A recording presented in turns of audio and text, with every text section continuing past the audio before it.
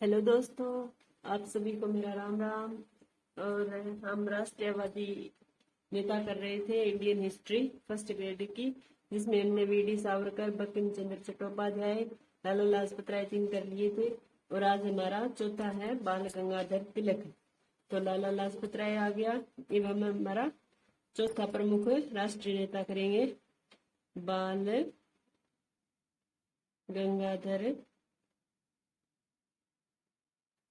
तिलक। ठीक है, इनका जन्म हुआ है 23 जुलाई, जन्म 23 जुलाई 1856 को, और मृत्यु 1 अगस्त 1920 को। मृत्यु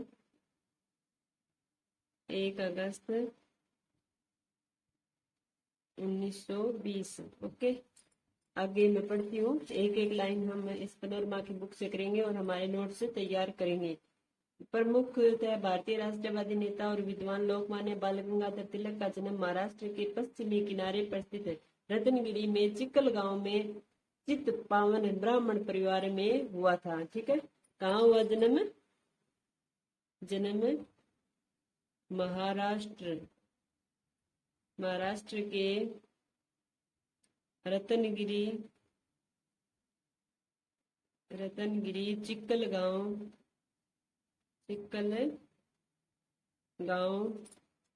महाराष्ट्र के रतनगिरी में चिक्कल गांव में चित्त पावन ब्राह्मण परिवार में हुआ। में चित्त पावन ब्राह्मण परिवार में हुआ। ठीक है, महाराष्ट्र के रतनगिरी में चिक्कल गांव में चित्त पावन ब्राह्मण परिवार में हुआ। उनके पिता गंगाधर तिलक एक प्रसिद्ध शिक्षक व संस्कृत के विद्वान थे। पिता कौन थे? गंगाधर तिलक। पिता गंगाधर तिलक। ठीक है, क्या थे ये? संस्कृत के शिक्षक और संस्कृत के विद्वान। शिक्षक व संस्कृत के विद्वान। ठीक है, विद्वान। आगे दिया हुआ है, तिलक के बचपन का नाम केशव थापर था। बचपन का नाम केशव थापर। ओके, केशव थापर था। प्यार से उन्हें सब लोग बाल कहते थे। तिलक का मानना था कि केवल प्रस्तावों द्वारा देश की मांगों को ब्रिटिश सरकार से मनवाना संभव नहीं है। ठीक है, क्या मानते थे? प्रस्ताव से ब्रिटिश सरकार है वो नहीं मानेगी। उन्होंने भारत में ब्रिटिश नियंत्रण से पूर्णतः मुक्त यानी पूर्ण स्वराज्य की स्थापना की मांग की। तो सबसे पहले पूर्ण स्वराज्य की मांग किसने की? बाल गंगाधर तिलक ने। पूर्ण स्वराज्य की मांग किसने की? बाल गंगाधर ने की। ओके, आगे दिया हुआ है, तिलक ही प्रथम व्यक्ति थे जिन्होंने स्वराज्य की मांग स्पष्ट रूप से की। मैंने बता दिया। ठीक है, तिलक ने स्वराज्य मेरा जन्मसिद्ध अधिकार है, मैं इसे लेकर रहूंगा नारा दिया। नारा कौन सा दिया? नारा स्वराज्य मेरा जन्मसिद्ध अधिकार है, मैं इसे लेकर रहूंगा। ठीक है, रहूंगा का नारा दिया। इसने देश के कोने कोने में उत्तेजना की एक नई लहर उत्पन्न कर दी। तिलक प्रथम राष्ट्रवादी नेता थे जिन्होंने जनता से निकट संबंध स्थापित करने का प्रयत्न किया। इस दृष्टि से वे महात्मा गांधी के अग्रगामी थे। महात्मा गांधी के क्या थे? अग्रगामी। महात्मा गांधी के अग्रगामी। अग्रगामी मतलब पहले, महात्मा गांधी के अग्रगामी। ठीक है, जनता से निकट समाचार के अग्रगामी किस में थे? जनता से निकट संबंध में। ओके, आगे दिया हुआ है, एक राजनीतिक नेता के रूप में तिलक ने केसरी मराठी भाषा में 1881 में बम्बई से, और मराठा अंग्रेजी भाषा में 1882 में बम्बई से प्रकाशित कर अपने जी विचार व संदेशों का प्रचार किया। ठीक है, एक राजनीतिक तिलक केसरी मराठी भाषा में बम्बई से, और मराठी अंग्रेजी भाषा में प्रकाशित किया। ठीक है, कौन कौन से पत्र प्रकाशित किए, इसका लिखा हुआ है विचार है वो प्रकाशित किया। कौन सी पुस्तक, एक तो केसरी, केसरी कब 1881 में, किस भाषा में, इसकी भाषा थी मराठी, भाषा मराठी, बम्बई से, कहाँ से प्रकाशित किया, बम्बई से। ओके, और दूसरी कौन सी प्रकाशित की, मराठा, मराठा कब की, अगली साल मराठा की 82 में, ये बम्बई से, ये की बम्बई से, और ये अंग्रेजी भाषा में। ठीक है, अंग्रेजी भाषा में। ओके, अंग्रेजी भाषा में अपने विचारों को प्रकाशित किया।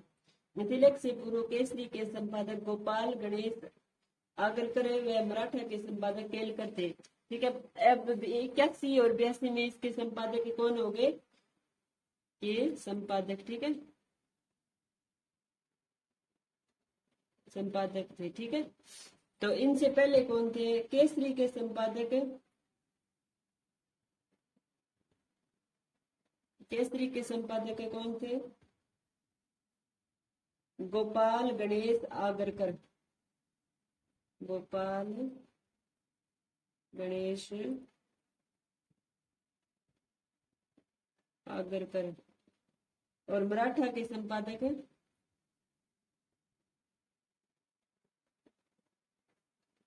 मराठा के संपादक इनसे पहले, ठीक है, कौन थे, केलकर।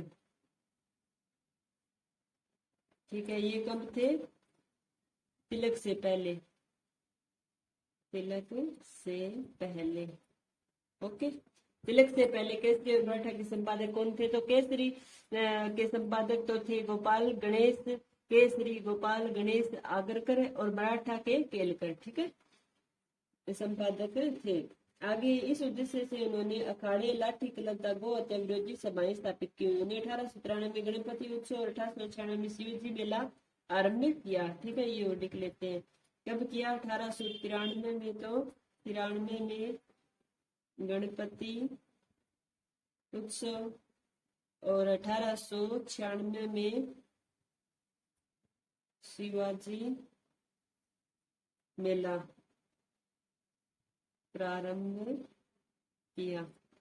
ओके, आगे है, ताकि जनता को राष्ट्र सेवा की भावना जागे। तिलक ने सरकारी नीतियों पर आलोचनात्मक लेख लिखे। उन्होंने पुनः निश्चय हरि ओम आंदोलन शुरू किया। आंदोलन कौन सा शुरू किया, आंदोलन, आंदोलन कौन सा है, पुनः निश्चय हरि ओम। ठीक है, आंदोलन शुरू किया।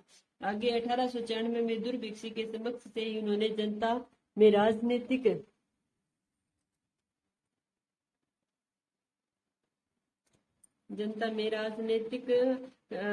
का रहस्य समझाया, और भारतीय राजनीति में एक प्रचंड तत्व के सक्रिय कर दिया।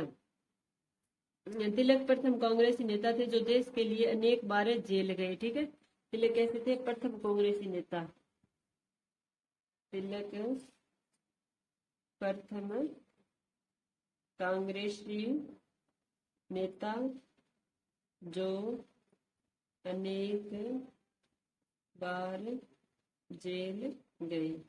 ओके, इस प्रकार हम अपने बाल गंगाधर तिलक के बारे में नोट्स तैयार कर लेंगे। आगे है, तिलक की प्रेरणा से आर्य बांधव समिति नामक क्रांतिकारी संस्था स्थापित हुई। कैसी संस्था स्थापित की, तिलक की प्रेरणा से, तिलक की प्रेरणा से आर्य बांधव समिति की स्थापना। ओके, तिलक की प्रेरणा से आर्य बांधव समिति की स्थापना।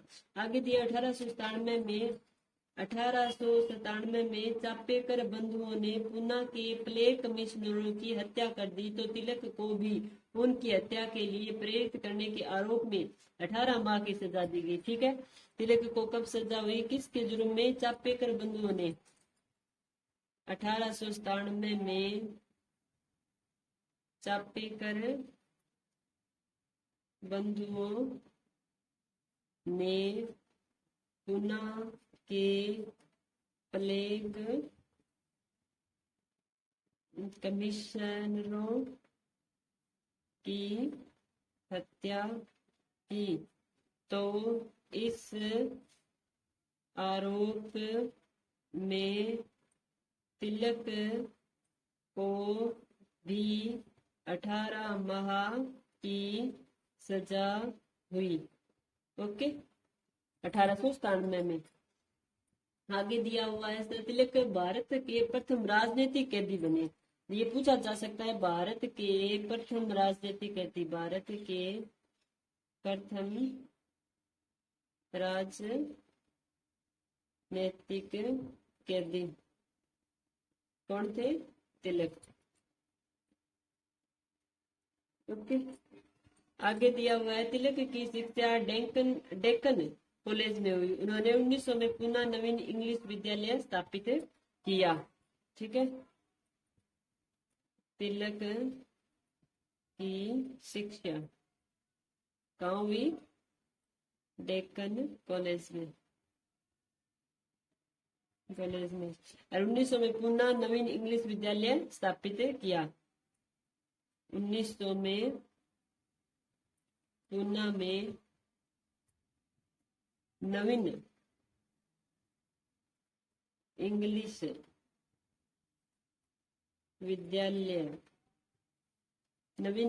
विद्यालय स्थापित किया। ठीक है, स्थापित किया। आगे दिया हुआ है वे फर्ग्यूसन कॉलेज की स्थापना से भी संबंधित है। किससे संबंधित है? Fergusson college.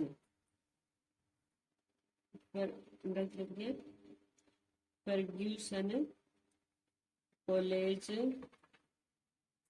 से भी संबंध। ओके, आगे दिया हुआ है कॉलेज से भी संबंधित है। 1901 में तिलक ने नेपाली षड्यंत्र रचा था। नेपाल के राजा की मदद से भारत में विद्रोह की योजना बनाई, लेकिन इसमें उन्हें सफलता नहीं मिली। किसकी नेपाली षड्यंत्र किसने रचा? तिलक ने। कब? 1901 में। 1901 में नेपाली षड्यंत्र तिलक ने रचा, परंतु असफल। ठीक है, असफल। आगे दिया हुआ है 1905 में उन्होंने लेनिन से गुप्त पत्र व्यवहार किया ताकि विध्वंसकारी साधनों के बारे में जानकारी प्राप्त की जा सके। ठीक है, किससे व्यवहार किया? 1905 में लेनिन से। 1905 में लेनिन से गुप्त पत्र व्यवहार ताकि विध्वंसकारी साधनों के बारे में जानकारी मिले। साधनों की जानकारी। ओके, ये बात हमें ध्यान रखनी है। आगे दिए हुए जब 1905 में स्वदेशी बहिष्कार आंदोलन जब चला, उसमें भी तिलक ने अपनी भूमिका निभाई। 1906 कलकत्ता सम्मेलन में स्वदेशी बहिष्कार, स्वराज्य, राष्ट्रीय शिक्षा के 4 प्रस्ताव पास होने के पीछे तिलक का दबाव देखा जा सकता है। ठीक है, 1906 में कौन से 4 प्रस्ताव पास हुए? 1906 कलकत्ता अधिवेशन, 4 प्रस्ताव पास हुए। कौन कौन से हुए 1906 के कलकत्ता अधिवेशन में? एक तो स्वदेशी बहिष्कार, स्वदेशी बहिष्कार, स्वराज्य व राष्ट्रीय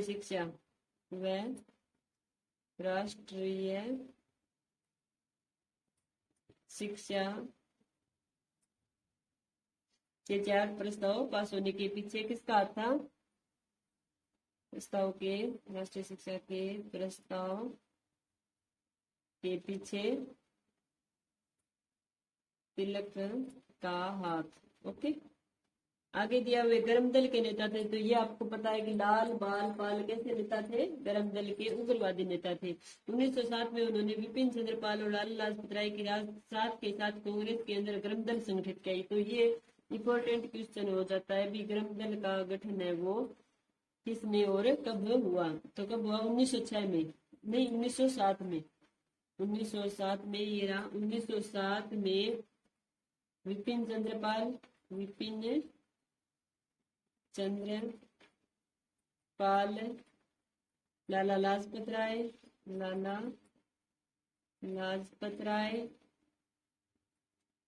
के साथ कांग्रेस के अंदर गर्म दल गठन, या आप सीधे लिख सकते हैं लाला लाजपत राय के साथ 1907 में गर्म दल का गठन। ओके, याद रखना है कब हुआ गर्म दल का गठन? 1907 में। आगे दिया 1907 के सूरत अधिवेशन में उग्रवादियों ने हंगामा खड़ा कर दिया, इसमें तिलक की मुख्य भूमिका थी। ठीक है, कहाँ हंगामा खड़ा किया? 1907 में सूरत में। 1907 में सूरत में हंगामा किया। ओके, आगे दिया हुआ है तिलक के उग्रवादी विचारों के कारण कांग्रेस का विभाजन नरम व गर्म दल दो दलों में हो गया और उन्होंने इस विभाजन का दोषी माना गया। ठीक है, विभाजन का दोषी किसे माना गया? बाल गंगाधर तिलक को लिख सकते हैं कांग्रेस विभाजन का दोषी। कांग्रेस विभाजन का दोषी किसे माना गया? तिलक को। ओके, तिलक दो। आगे दिया हुआ है 1908 में भारतीय प्रेस अधिनियम ने कहा कि किसी अखबार में विद्रोह फैलाने वाली सामग्री नहीं छप सकती।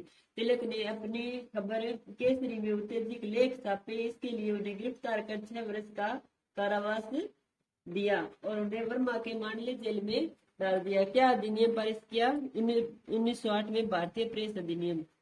1908 ये भी इम्पोर्टेंट है। 1908 के भारतीय प्रेस अधिनियम, भारतीय प्रेस अधिनियम के तहत कोई भी अखबार में विद्रोह फैलाने वाली सामग्री नहीं छप सकता। कोई भी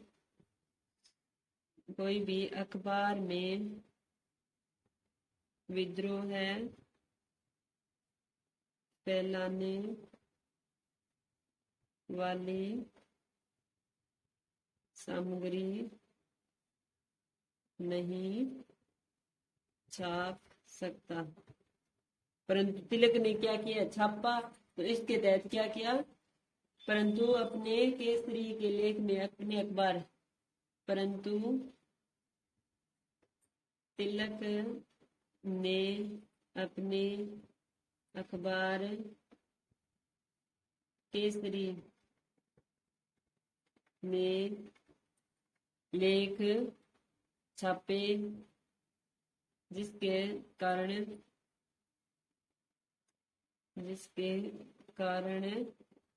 6 वर्ष की जेल। और कहाँ रखा गया? 1908 में उन्हें 1908 से 1914 6 वर्ष तक, 1908 से 1914 6 वर्ष तक कहाँ रखा गया? बर्मा के मांडले जेल में। 6 वर्ष तक बर्मा के मांडले जेल में। ओके, बर्मा के मांडले जेल में रखा गया। आगे है तिलक 6 वर्ष का मांडले जेल में, लेकिन जब 1914 में तिलक भारत लौटे तो वे उदारवादी हो गए। जेणु आगे से तो क्योंकि शुद्ध साधो जीव बन गयो। क्या हुआ? कब उदारवादी नेता कब बने? तो 1914 में। आगे लिख देती हूँ, जेल से आने के बाद उदारवादी नेता बने। ओके, उदारवादी नेता बने। आगे दिया हुआ है, लेकिन आगे है उन्होंने एनी बेसेंट को अपना नेता मान लिया और उनके गृह स्वराज आंदोलन यानी होम रूल मूवमेंट में सक्रिय भाग लिया। ठीक है, किसके संपर्क में आए फिर? Annie Besant. फिर एनी बिसेंट के संपर्क में आए व उनके होम रूल मूवमेंट में भाग लिया। होम रूल आंदोलन भी चलवाया। ठीक है, होम रूल आंदोलन में भाग लिया। ओके, भाग लिया। आगे दिया हुआ है 1916 में तिलक ने पूना में होम रूल लीग का गठन किया। तिलक ने होम रूल लीग, यहाँ तो इसके एनी बेसेंट द्वारा चलाया गया आंदोलन था, इसमें भाग लिया था, परंतु तिलक ने भारत में कहाँ स्थापित किया होम रूल लीग की गठन? 1916 में। ये भी इम्पोर्टेंट क्वेश्चन है। ठीक है,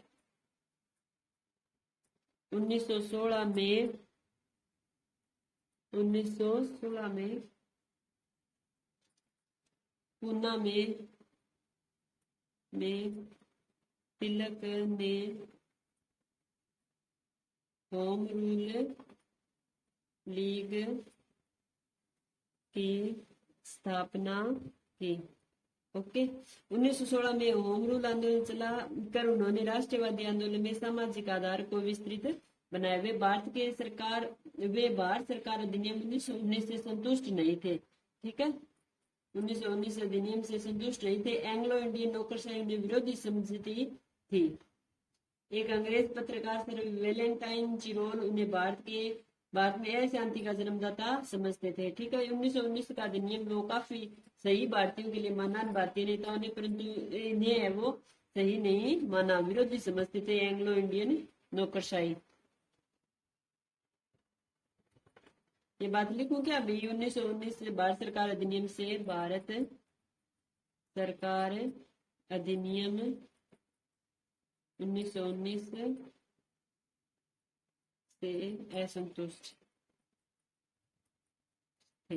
ओके, और इन्हें क्या मानते थे? Sir Valentine Chirol. ये भी इम्पोर्टेंट है, क्या है? सर वेलेंटाइन चिरोल ने इन्हें भारत में अशांति का जन्मदाता माना। ओके, अशांति का जन्मदाता कहा जाता है। राष्ट्रीय आंदोलन में तिलक की गणना उग्रवादी नेताओं में की जाती है। आगे 1916 लखनऊ अधिवेशन में तिलक ने हिंदू नेताओं को समझाया, जिससे मुस्लिम लीग से समझौता हुआ और उसे लखनऊ समझौता कहते हैं। लखनऊ समझौता किसके कारण हुआ? तिलक के कारण। ठीक है, लखनऊ समझौता 1916 में लखनऊ समझौता तिलक के कारण। ठीक है, लखनऊ समझौता किसके कारण हुआ? तिलक के कारण हुआ। मुस्लिम लीग को समझाया। ठीक है, मैं लिख देती हूँ, चलो, मुस्लिम लीग को समझाया, जिसके कारण क्या हुआ? लखनऊ समझौता हुआ। आगे दिया हुआ, अब तिलक ऐसे स्वराज्य के पक्षधर थे जिस साम्राज्य के भीतर स्वराज्य कहा गया। इसलिए जब दिसंबर 1916 में अमृतसर कांग्रेस अधिवेशन में गांधी जी ने विचार रखा कि ब्रिटिश राज को कोई सहयोग न दिया जाए, तो तिलक ने उसका कड़ा विरोध किया, क्योंकि उन्होंने कहा कि इससे भारत का वो इंग्लैंड से नाता टूट जाएगा, और इसके स्थान पर तिलक ने संवेदनशील असहयोग का सुझाव दिया, अर्थात जहाँ ब्रिटिश सरकार ठीक काम करे उसे सहयोग दे और जहाँ नया काम करे उसे सहयोग ना दे। इसलिए गांधी जी का सुझाव पास नहीं हो पाया, वरना गांधी जी का सुझाव है वो पास हो जाता। ठीक है, क्या किया तिलक ने? 1919 में अमृतसर कांग्रेस अधिवेशन गांधी जी का विरोध किया। ठीक है, ये बात इंपॉर्टेंट है, बस दिखाई दे रहा है क्या आपको? ठीक है, आगे दिया हुआ है 1919 अमृतसर कांग्रेस अधिवेशन। अमृतसर कांग्रेस अधिवेशन कांग्रेस अधिवेशन में गांधी जी का विचार ब्रिटिश राज का कोई सहयोग न दिया जाए का विरोध किया। गांधी के विचार ब्रिटिश राज को कोई सहयोग न दे। ठीक है, अमृतसर कांग्रेस में गांधी जी के विचार ब्रिटिश राज में कोई सहयोग न दे का विरोध किया। क्यों? क्योंकि वे चाहते थे, ठीक है आप लिख देना भी, उनसे नाता न टूट जाए। आगे दिया हुआ है, इसके स्थान पर बता दिए, इसके स्थान पर क्या किया जाए, संवेदनशील सहयोग का सुझाव दिया। इसके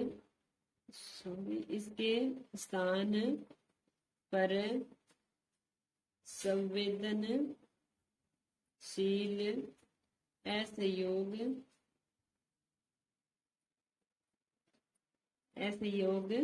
का सुझाव दिया।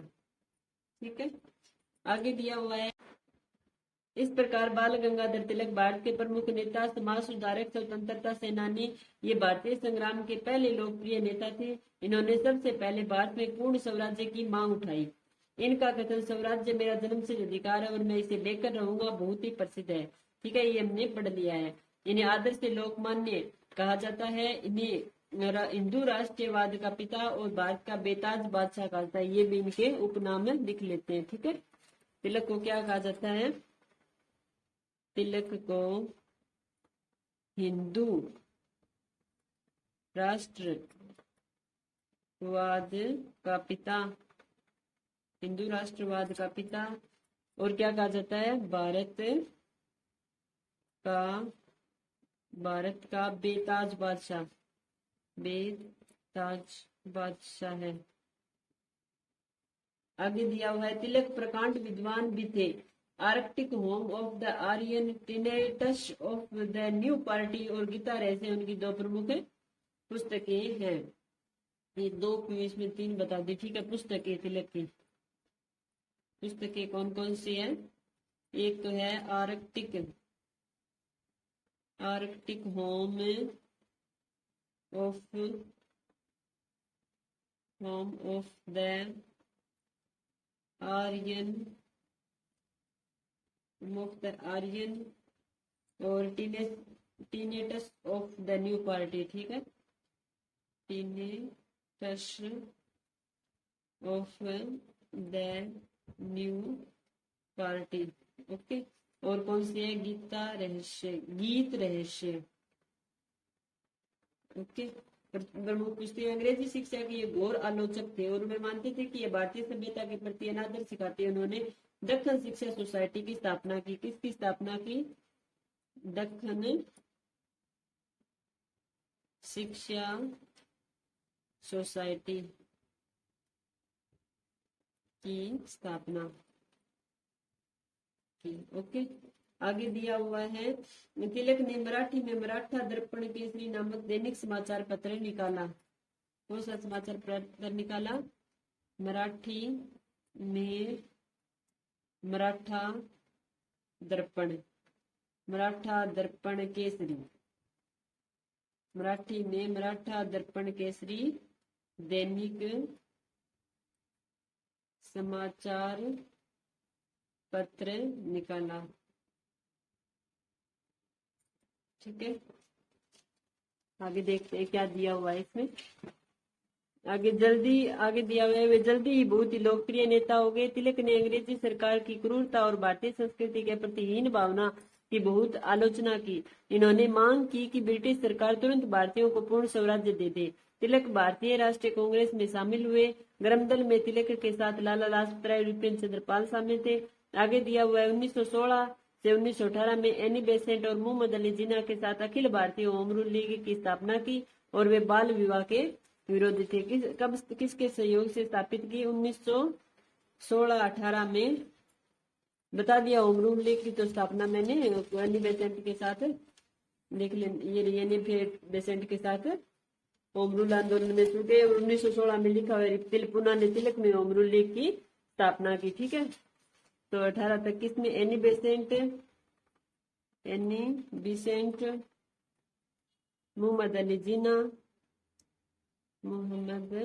अली जिन्ना के साथ अखिल भारतीय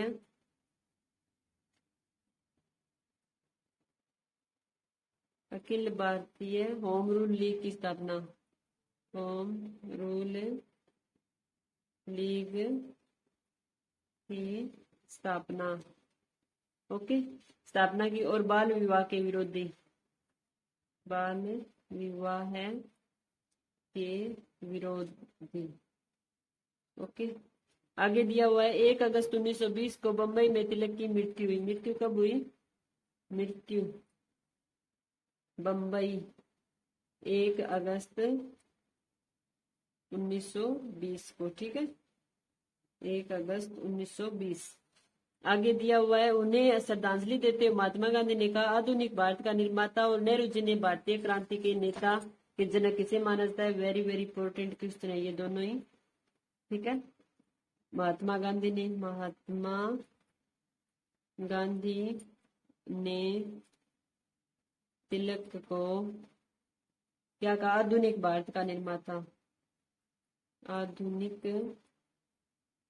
भारत का निर्माता, ओके। और नेहरू ने क्या कहा?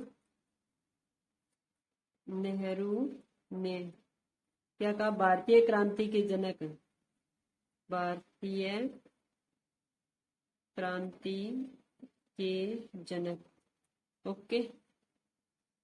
बस आइए, हमारा है वो बाल गंगाधर तिलक वाला टॉपिक है वो पूरा हो गया। इसे मैं एक बार और रिवाइज कर देती हूँ ताकि आपको दोबारा अगर कोई भी मेरे से छूट गया है वो आपको समझ में आ जाए। ठीक है, मेरा बाल गंगाधर तिलक। तो इसमें बाल गंगाधर तिलक सबसे पहले जन्म दिया हुआ है 23 जुलाई 1856 को और मृत्यु है 1 अगस्त 1920 को। कहाँ हुई? बंबई में हुई। और जन्म कहाँ? महाराष्ट्र के रतनगिरी में चिकल गांव में स्थित पावन ब्राह्मण परिवार में हुआ। और इनके पिता का नाम गंगाधर तिलक था जो कि एक शिक्षक और संस्कृत के विद्वान थे। इनके बचपन का नाम केशव थापर था। आगे दिया पूर्ण स्वराज्य की मांग सबसे पहले किसने की? बाल गंगाधर तिलक ने की। बाल गंगाधर तिलक ने कौन सा नारा दिया? स्वराज्य मेरा जन्म सिद्ध अधिकार और मैं इसे लेकर ही रहूंगा। महात्मा गांधी के अग्रगामी किसे कहा जाता है? तो ये भी इंपॉर्टेंट क्वेश्चन है। महात्मा गांधी का अग्रगामी कौन है? बाल गंगाधर तिलक। और बाल गंगाधर तिलक ने केसरी संपादक किया, केसरी पत्रिका का संपादक किया 1881 में, जो कि मराठी भाषा में थी और बंबई से किया। इससे पहले इसका संपादन किसने किया? तो वो था गोपाल गणेश आगरकर ने। और उन्होंने मराठा का संपादन किया 1882 में, वो की अंग्रेजी भाषा में थी।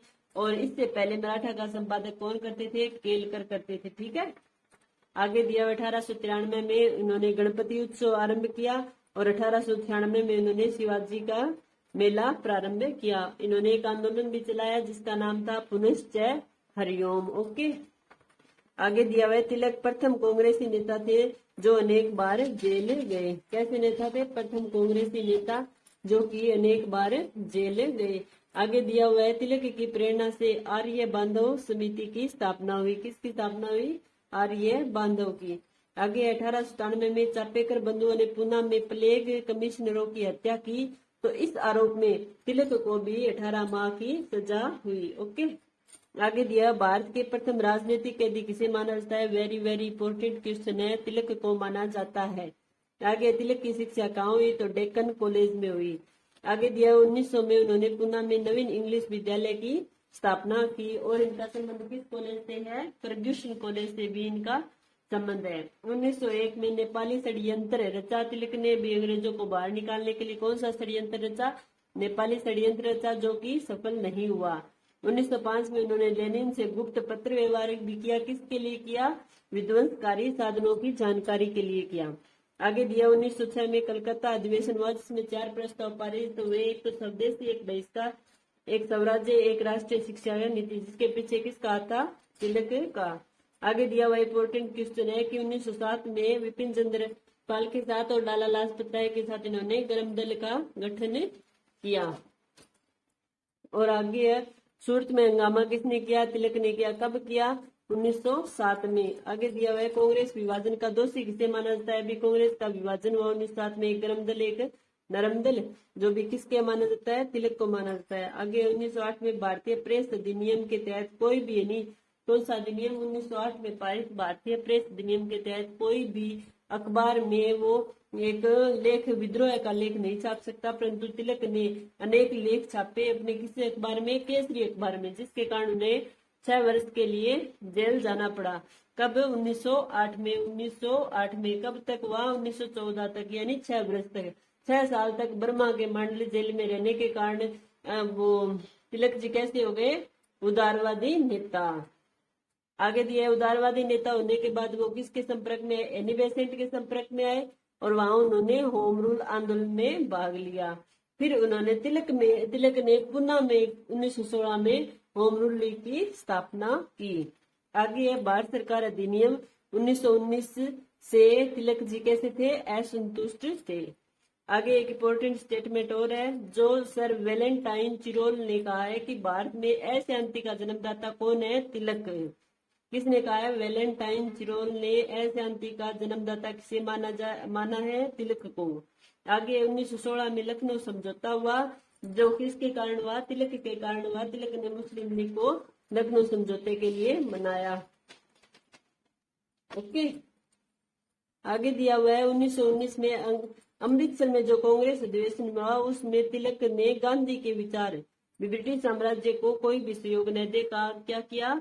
विरोध किया और कहा कि इसके स्थान पर संवेदनशील सहयोग का सुझाव दिया। ठीक है, किसका सुझाव दिया? संवेदनशील सहयोग का, संवेदनशील असहयोग का सुझाव दिया। आगे तिलक को कैसा माना जाता है? हिंदू राष्ट्रवाद का पिता कहा जाता है और भारत का बेताज बादशाह कहा जाता है। क्या कहा जाता है? ये अगर पूछे हिंदू राष्ट्रवाद का पिता कौन है तो तिलक है, और भारत का बेताज बादशाह कौन है तो वो भी क्या है? तिलक है। तिलक की पुस्तकें कौन कौन सी है? Arctic home of the Aryan, tenets of the new party, और एक है गीत रहस्य। और तिलक जी ने क्या की? दक्कन शिक्षा सोसाइटी की स्थापना की। आगे दिया मराठी में मराठा दर्पण केसरी दैनिक समाचार पत्र निकाला। दक्कन शिक्षा सोसाइटी की स्थापना किसने की? तो तिलक ने की। और मराठी में मराठा दर्पण केसरी दैनिक समाचार पत्र किसने निकाला? तिलक ने। आगे दिया हुआ 1916-18 में एनी बेसेंट मोहम्मद अली जिन्ना के साथ Akhil Bharatiya home rule league की स्थापना की। किसकी की? Akhil Bharatiya home rule league की स्थापना एनी बेसेंट मोहम्मद अली जिन्ना के साथ मिलकर। आगे दिया हुआ बाल विवाह के विरोधी थे और उनकी मृत्यु कब हुई? बम्बई में 1 अगस्त 1920 को। आगे दिया हुआ महात्मा गांधी ने तिलक को क्या कहा? महात्मा गांधी तिलक को आधुनिक भारत का निर्माता कहा। आगे नेहरू ने क्या कहा? भारतीय क्रांति का जनक। तो याद रखना है, आधुनिक भारत का निर्माता किसे कहा जाता है? और किसने कहा? महात्मा गांधी ने तिलक को कहा। और नेहरू ने भारतीय क्रांति का जनक किसे कहा? तो तिलक जी ने कहा। इस प्रकार अगर आप ये नोट्स बनाकर और 1 या 2 बार और रिवाइज करेंगे तो आपको है वो बाल गंगाधर तिलक का वो अच्छी तरह से याद हो जाएगा। और हमारे नोट्स है वो आप बार बार रिवाइज करते रहे ताकि आपको कोई भी दिक्कत ना आए। मेरा वीडियो देखने के लिए आपका बहुत बहुत धन्यवाद।